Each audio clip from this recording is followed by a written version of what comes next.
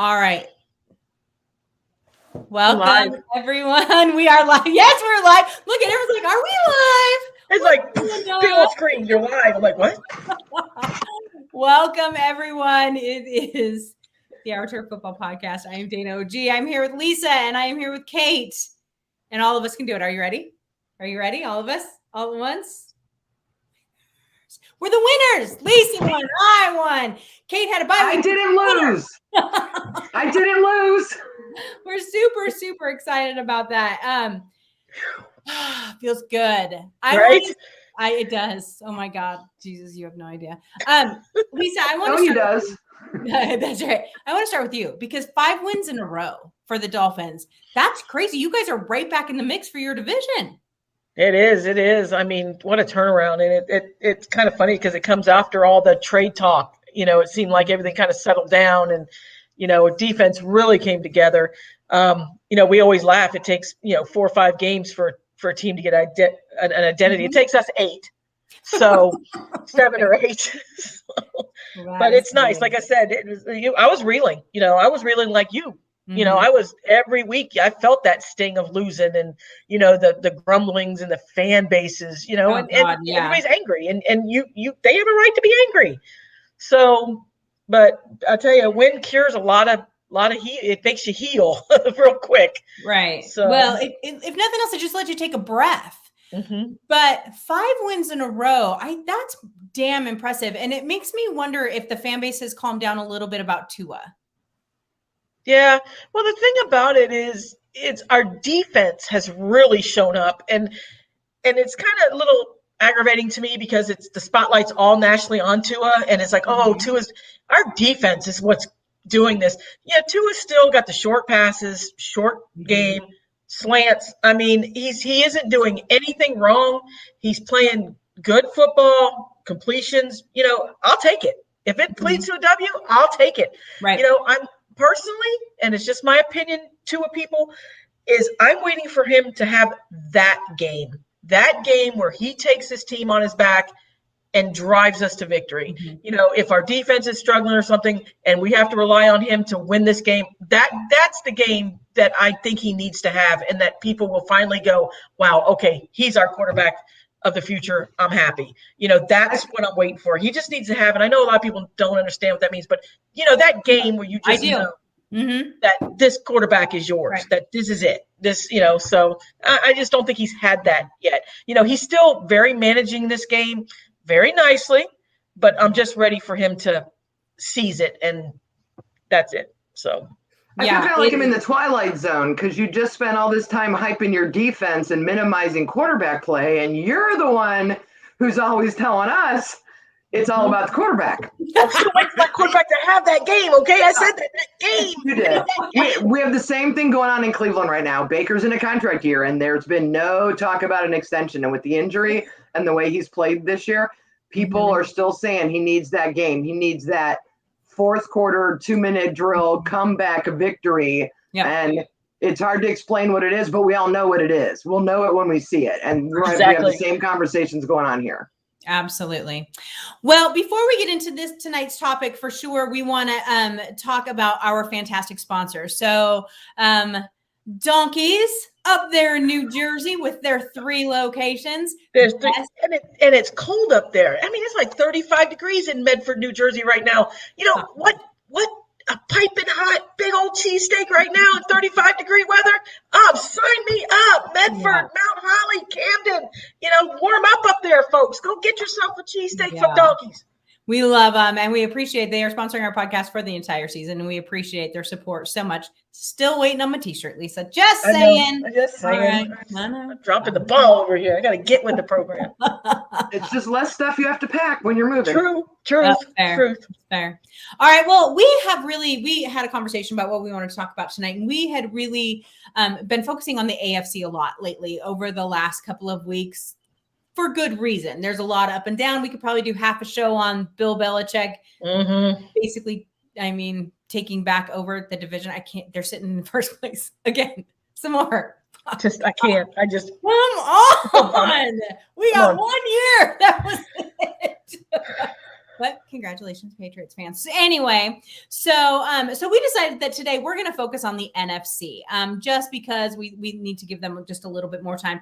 And to be quite honest with you, they're a little more interesting right this second. There's a lot going on in the NFC, and so we want to break it down just a little bit. Well, first, let's just give you a quick overview of where we are at in the NFC. So the Cardinals are sitting in first place of the conference at 10-2. Even though they didn't have their starting quarterback for 3 damn games, we still have. Don't get me started. And then the Packers at 9-3, the Buccaneers at 9-3, the Cowboys are in fourth place at 8-4, the Rams are 8-4. Then sitting in sixth place is Washington at 6-6.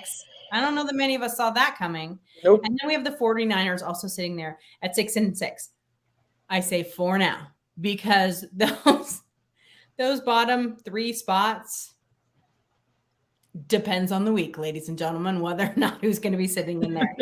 It's a little fascinating what's going on because then we have what I keep calling, this mush in the middle. This, it's this group of teams that are so roller coastery, that are so inconsistent, I guess is probably the best word I would use for it, that you're not really sure exactly who the hell is going to show up every single time they play. We have a lot of that going on in the AFC too, but I think it's just a little bit more obvious in the NFC. So I wanted to start. I think Lisa, it was you that wanted to start with the NFC East because that division is really pretty fascinating right now. Yeah, it is. And the thing is when we first started this, I think we were like week 3 or 4, the NFC was clearly miles ahead of the AFC. Mm-hmm. I mean, it was clear cut when you started looking at the Rams. I mean, and the Cardinals just came in and the 49ers, Seahawks. I mean, everybody was bunched in. It was like, it was going to be, this is the bruiser that is going to be, that's going to start us off. And when I was looking at like the NFC West and I started thinking to myself, I was looking at the standings, the Cardinals and the Rams, I thought we're going to battle it out. The Rams, what I think 10-2, you said 10-2, which is crazy because they had 3-4 games without Kyler Murray, 3, and they still managed to DeAndre Hopkins, right, out the whole time. Oh, geez, and 8-9, they got 2 games ahead on the Rams. Yeah. The 49ers, they're hot and cold. Here's one of those teams where 1 week they look unbeatable. It's like everybody's in sync, everything's good. Then they, nobody saw the Seahawks beating them. Nobody. Everybody was thinking the Seahawks were like, that's it. I will tell you that's not exactly true because there's this great meme running around out there. I don't know if you guys have seen it, but it's the rock, paper, scissors. And the Seahawks are the rocks and the San Francisco are the scissors and the Rams are the paper. And that's exactly how it is. It's like we're each other's kryptonite. It's the craziest thing, but that's no play. It is. And I mean, it was one of those games that came down to the final play. Gosh. It was, I mean, those are one of those heart pounding defense, Lisa. That's the defense won that game. It was crazy. But let's focus on the East for just a little bit. The NFC East. So that division, looking at that division, Kate, does nobody want to win it? Do they all want to win it? What the hell is going on there? I take my glasses off. I don't know that anybody wants to win it. I mean, Dakota, as Michelle would say, is finally healthy and looking good, and they're playing well, and their defense. What Kellen Winslow's doing with that defense. But it's like Washington, Philly can't get out of their own way. And the Giants are just, I don't even know what to do with the Giants. They're only 2 games back.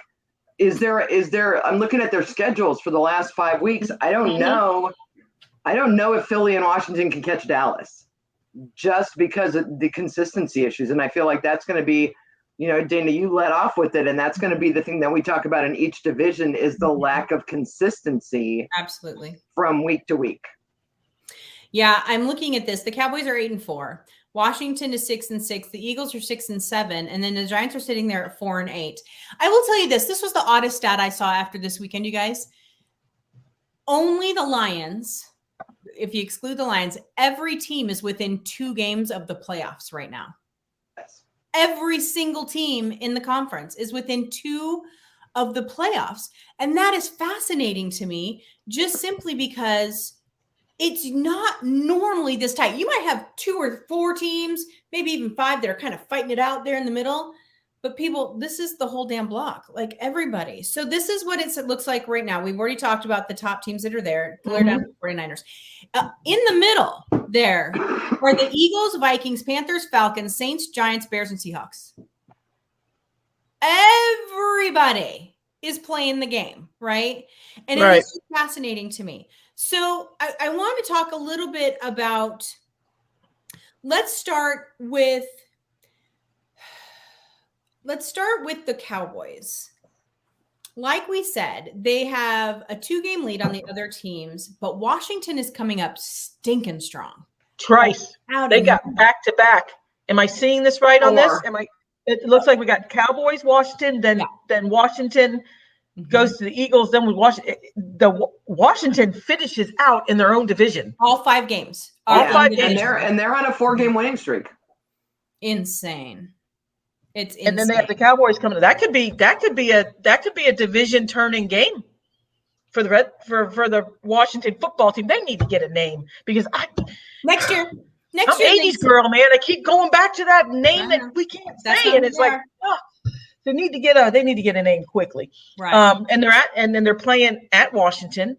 So to me, I honestly think that could really tip this division.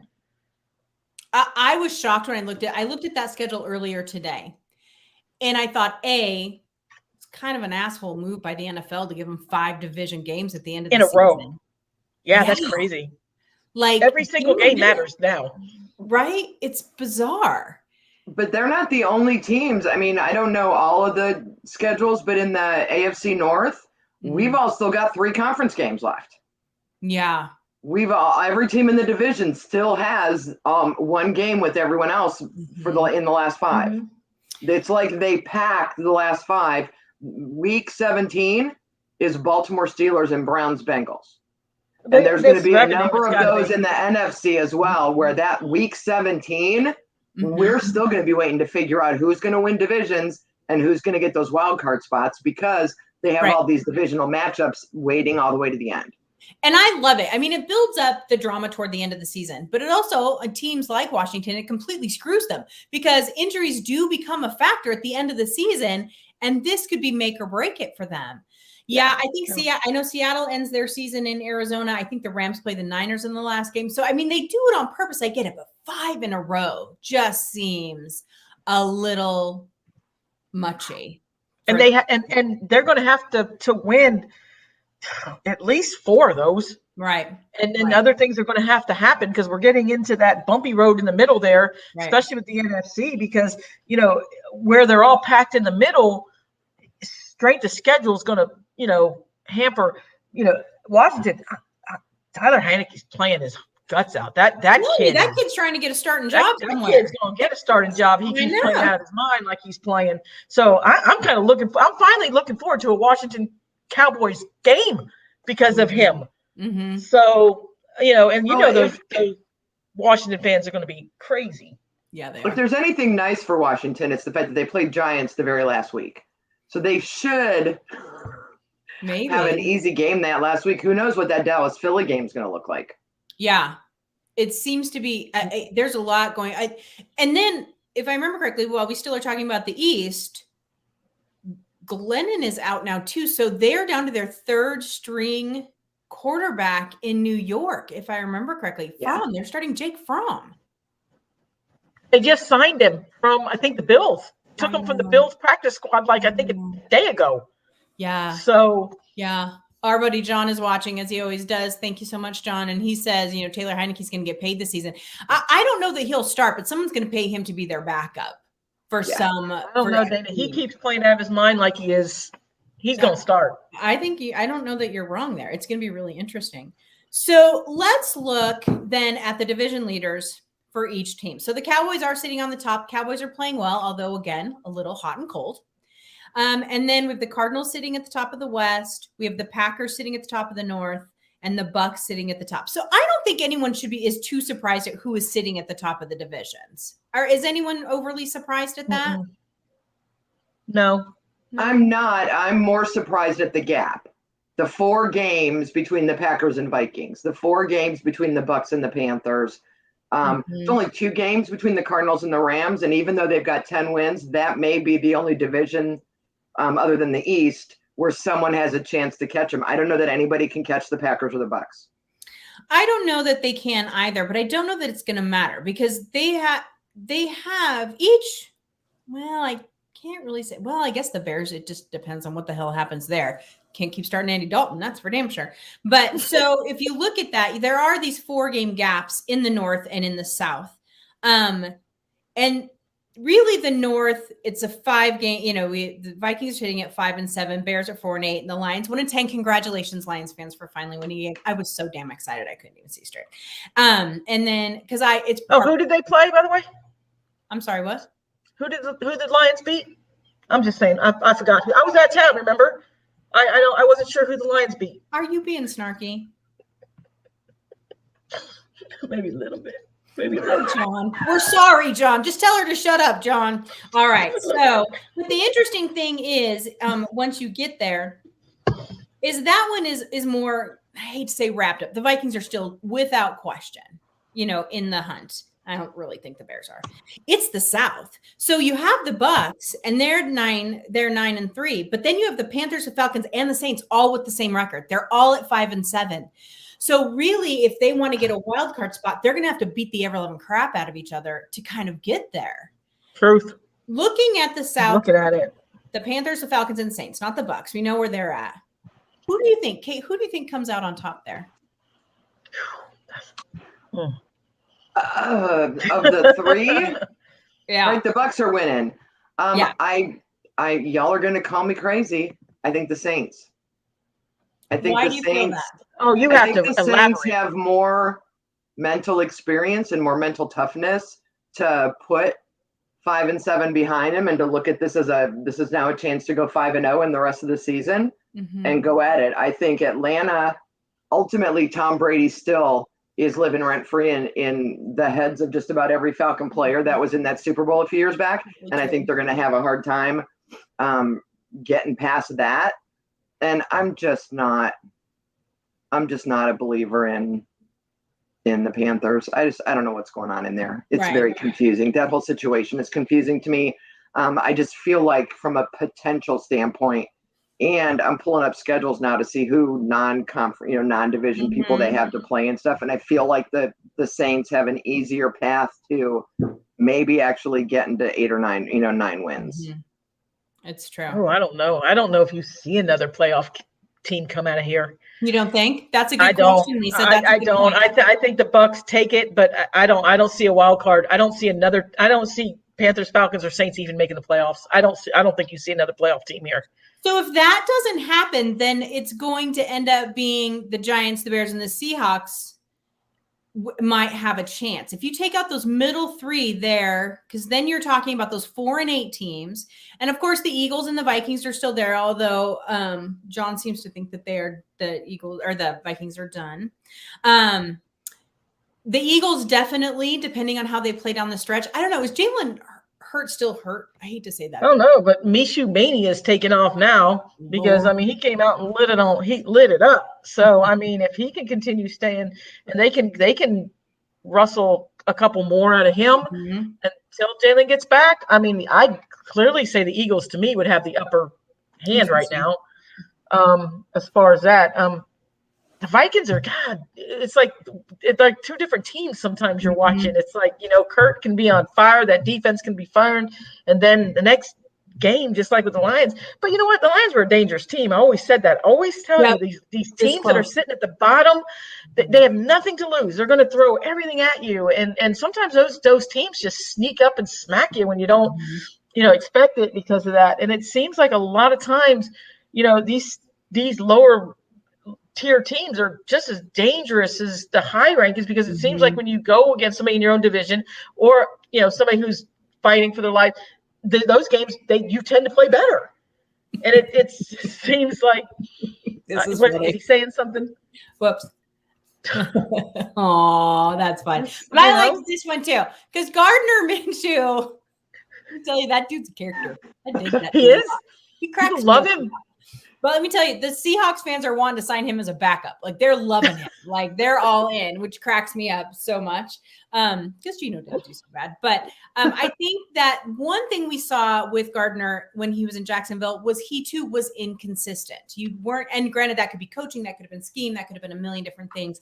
I think he's in a much better place in Philly. But I still think that there could be some question marks there. What the rest of their, I mean, I know they play Washington. Let me look at their schedule for the Eagles. They have Washington. I think you're going to see two teams come out of that division. I think So you're going to see Dallas. they have a bye week this week. Washington does. The Eagles do. And then they have 4 divisional games. So they just completely hosed the East this year when it came to scheduling. Could we have 3 teams come out of the East? We get 2 wild card teams, right? What? 2 wild card teams? No, 3. No, we added one. 3. We added one. That's what I said. You could easily see the Eagles, the Cowboys, and Washington. Right? See, I don't think you can, because I don't think you're looking at the NFC West. Because the Rams are absolutely taking one of those spots, and the 49ers are at 6-6. You could end up with 3 teams coming out of the West. I don't know that I trust San Francisco to hold. I don't either. That's what I'm saying. I don't know. San Francisco has kind of a gross schedule coming up. So if we look at San Francisco's schedule really quick, so coming up, they have Cincinnati, they do have Atlanta, Tennessee, Houston, and then the Rams again. 7 teams per conference make the playoffs, John said. So you got 7 teams that are going to come out of this NFC. Mm-hmm. Yeah. And right now, if I'm looking, you got to look at the strength of schedules. You're looking at, clearly we just discussed it. Washington's going to have the clearest path because they have divisional games. So if they can win at least 4 of those, they're in. Yeah. I'm gonna tell you, right? They're in. Yeah, for sure. So for sure. I think I would be shocked, except for the Cowboys sitting at the top of their division. The other divisions, they're set. No one's catching the Cardinals, the Packers, or the Bucks. Nope. So they're going to win their divisions. That's not a question. That the Cowboys game, it just depends on how they roll over the next 5 games. I would be real surprised if San Francisco ended up in the playoffs, but don't ever write it off because you never know what they're going to do at that point. In Washington and the Rams, I have a little less confidence in, and here is why. Matt Stafford has been beat the hell up the last couple of weeks, and to the point that they put their backup in at one point, I think this last game. I'm not sure how he will survive the onslaught of what's coming. The Rams schedule, we have to remember the NFC West likes to beat the ever-loving tar out of each other. And they play Arizona, Seattle, Minnesota, Baltimore, and San Francisco. So the Rams have not a pretty schedule at the end of the season. And I'm not saying that 49ers. Yeah, the 49ers aren't close. I mean, the 49ers have the Bengals, the Falcons, Titans, Texans, and then they play the Rams. So they got a pretty beastie. I think it's the NFC West is going to be the fun one to watch for a while. 3 of those games are absolutely winnable. 2 of them will give them trouble for the 49ers. But that's just it. Which team shows up? Yeah. We're back to the consistency conversation. Yep. Right. Yep. All right. So let's switch gears to the 4 and 8 teams. We have the Giants, the Bears, and the Seahawks. Obviously, the Giants have to run through their division to get anywhere, and they have neither quarterback at this point. So I think that they're out. Done. The Bears, if they have to keep running Andy Dalton out there, I don't know. 4 interceptions? Some ridiculous number. It was a mess. How did he you look at this? How did he last in Cincinnati so long? I mean, I think it was more. Well, part of it is he had people like AJ Green. Yeah. Wow. And he's older now. He is, but he had a lot more talent around him in Cincinnati during those years. I mean, they were better than what. I mean, they didn't get as far as the expectations wanted them to get. but they were solid. He didn't have, and they had decent defense as well. Yeah, they had a great defense. This Bears team is just a hot mess. Yeah. It's just a hot mess. And we talked earlier in the season about what was going on. Was it a front office thing, a coaching thing? Because there's just something not right in Bearville. And I don't know that it matters who you trot out and put under center. I don't think it does. I think that it is system wide. Let's just put it that way. It is system wide for sure. So you look at these. So the Giants, they're done. The Bears, they're done. The Seahawks, if you look at their schedule, they play their division opponents well, and they play the Rams and the Cardinals are their only two divisional games. They play the Lions, they play Houston, and they play the Bears. So if you look at the schedules, the Seahawks have the easier path to possibly, if they can even, I mean, I'm telling you guys, I think there's a good chance an 8-win team ends up in these playoffs. And so Seattle would have the easier path of those teams. But I will tell you, I don't think Seattle will make the playoffs this year. I think that some of these other teams that are getting hot, like the Washington, like Eagles, and that will take those spots. But, I think they have a 3% chance. But this season is the one season where you're looking at it and you're like, 3% might do it. You know what I mean? Because it's just so stinking bizarre what is going on there. I think that it's going to be, I think it's going to come down to the last 2 weeks. I don't know that we'll know. And, really, truly until the last couple of weeks. So what they're looking at, if the playoffs were to start today, the Cardinals would be on a bye. The Niners would have to play the Packers. Washington would play the Bucks, and Rams would be at the Cowboys.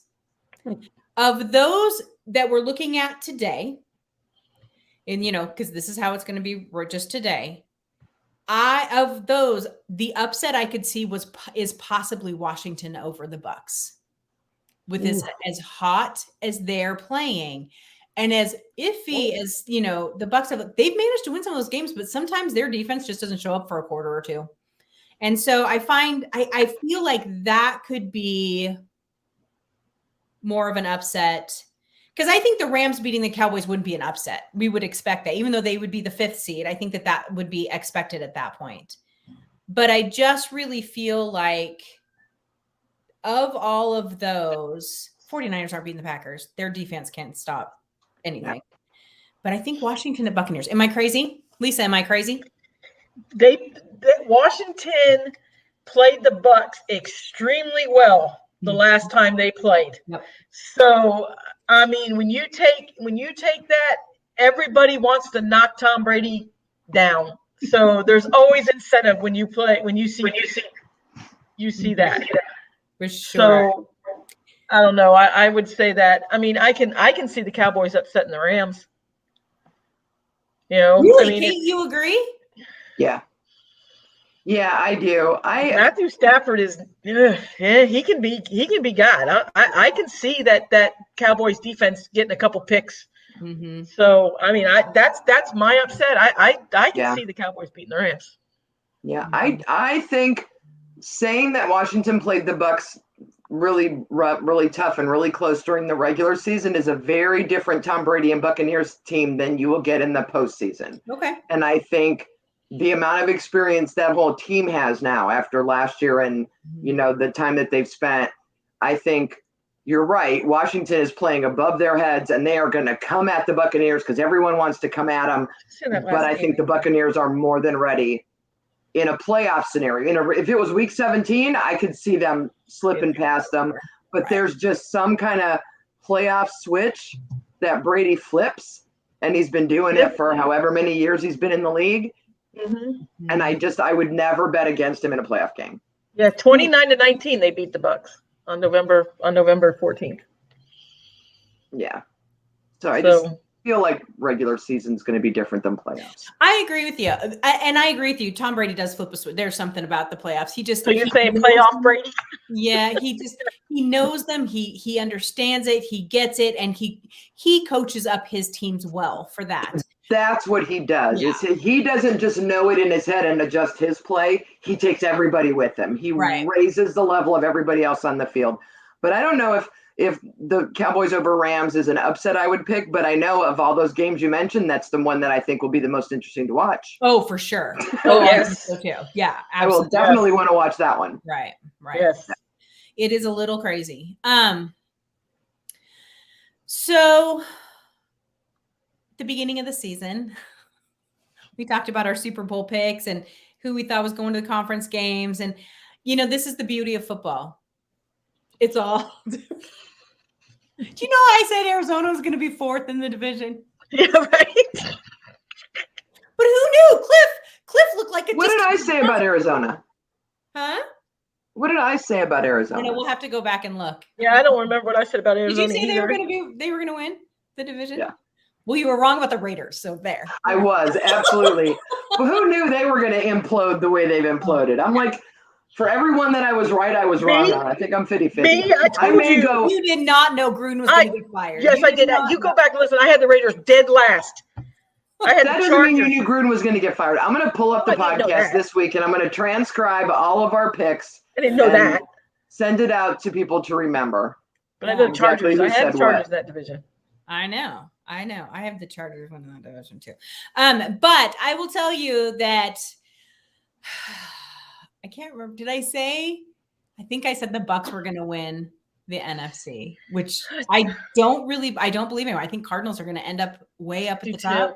I do too. They're just playing too well, unless Kyler, his injury keeps coming back to bite him in the ass a little bit. Maybe that's the only thing I can think of. They won 3 games with Cole McCoy. Well, don't talk to me about Cole McCoy.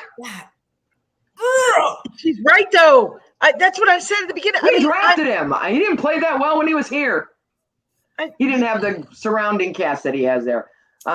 Arizona may be the most complete team in the NFC. Oh, I think because clearly you can pull Kyler Murray out and put someone else in. Clearly.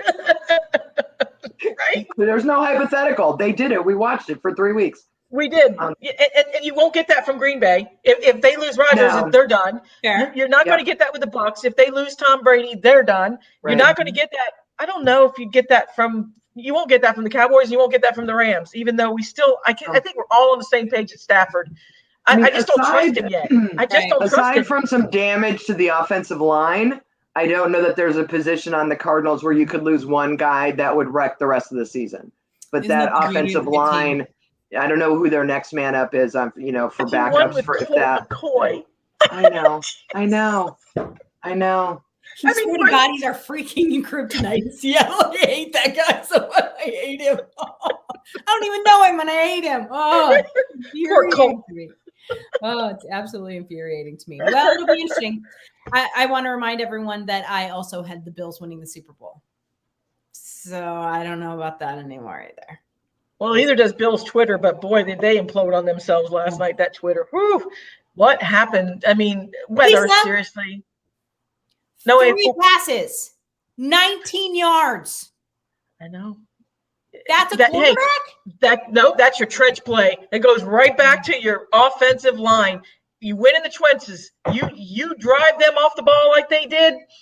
It was crazy.